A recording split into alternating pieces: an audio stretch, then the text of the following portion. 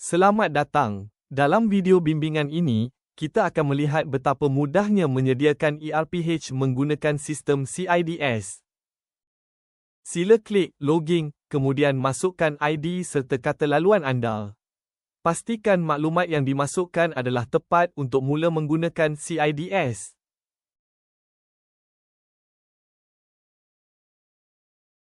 Sistem CIDS dilengkapi dengan 4 komponen utama, iaitu ERPH, Lesson Steady, SKPM Quality, dan perancangan kokurikulum. Walau bagaimanapun, dalam video bimbingan ini, kita akan memfokuskan sepenuhnya kepada langkah-langkah penyediaan ERPH sahaja.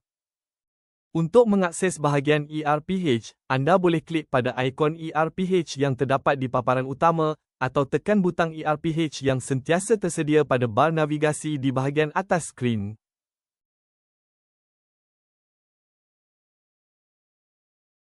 Untuk memulakan penulisan ERPH, sila klik pada butang Cipta Rekod Baharu yang terletak pada bar menu di bahagian atas paparan anda.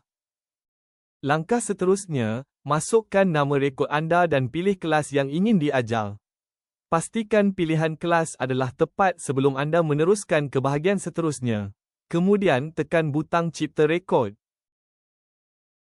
Seterusnya, pastikan maklumat tarikh dan minggu instruksional adalah tepat. Anda boleh menukar butiran ini pada bila-bila masa mengikut keperluan sesi PDP tersebut. Di ruang seterusnya, anda boleh mula memilih tajuk, bidang, dan standard kandungan yang selaras dengan rancangan pengajaran.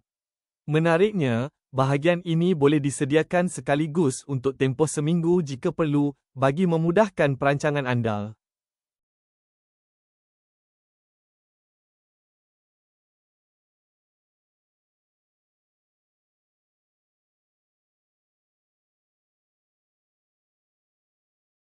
Seterusnya, taipkan objektif pembelajaran anda. Perhatian penting, setiap input yang ditaip mestilah diikuti dengan menekan butang Enter atau tekan tambah supaya maklumat anda disimpan dengan sempurna. Jangan risau jika terdapat kesilapan maklumat. Anda hanya perlu klik 2 kali pada bahagian tersebut untuk membuat pembetulan dengan mudah dan pantas.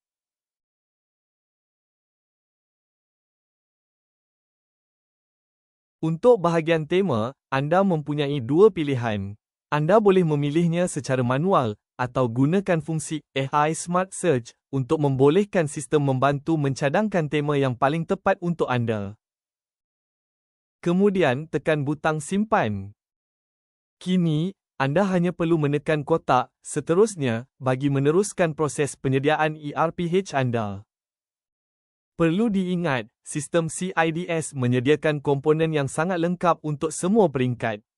Namun, anda mempunyai pilihan untuk mengisi ruangan yang diperlukan sahaja. Jika ada bahagian yang tidak berkaitan dengan keperluan pendidikan anda boleh meninggalkannya kosong. Menariknya, terdapat beberapa ruangan yang akan diisi secara automatik oleh AI. Di setiap bahagian, pastikan anda menekan butang Simpan dan kemudian klik pada kotak Seterusnya. Ulangi proses ini sehingga anda sampai ke paparan terakhir yang memaparkan kotak hijau bertulis Sunting MIW dan Cipta RPH.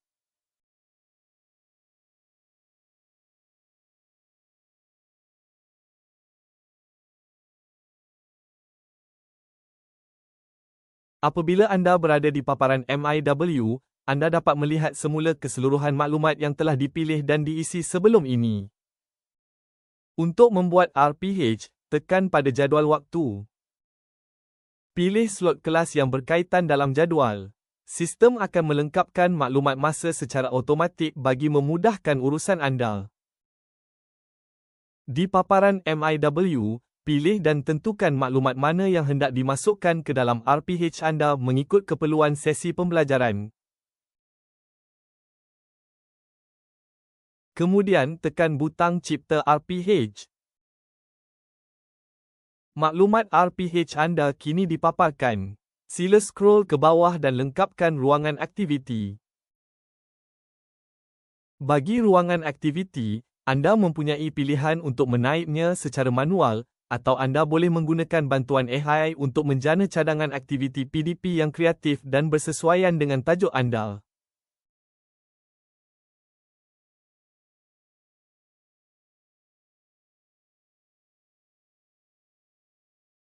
Untuk menjadikan RPH anda lebih menarik, anda boleh memasukkan gambar atau video sebagai bahan bantu mengajar dengan menggunakan fungsi media yang telah disediakan dalam sistem.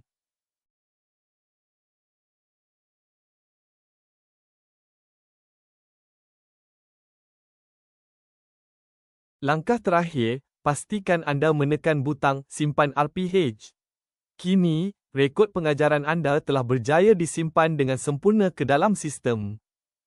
Bagi menghantar RPH anda untuk tujuan semakan dan pengesahan pihak pentadbir, sila tekan pada butang buka rekod.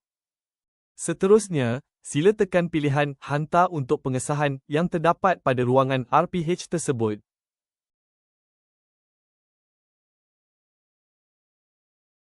Apabila tanda hijau muncul, itu bermakna RPH anda telah berjaya dihantar. Setelah ERPH anda disahkan, nama pengesah akan dipaparkan di ruangan maklumat. Jika anda buntu, anda boleh merujuk kepada butang bantuan dan bimbingan video yang terdapat di setiap fasa pengisian untuk panduan langkah demi langkah. Semoga sistem CIDS membantu anda menjadi guru yang lebih produktif dan kreatif. Sehingga kita bertemu lagi dalam tutorial akan datang. Selamat mencuba!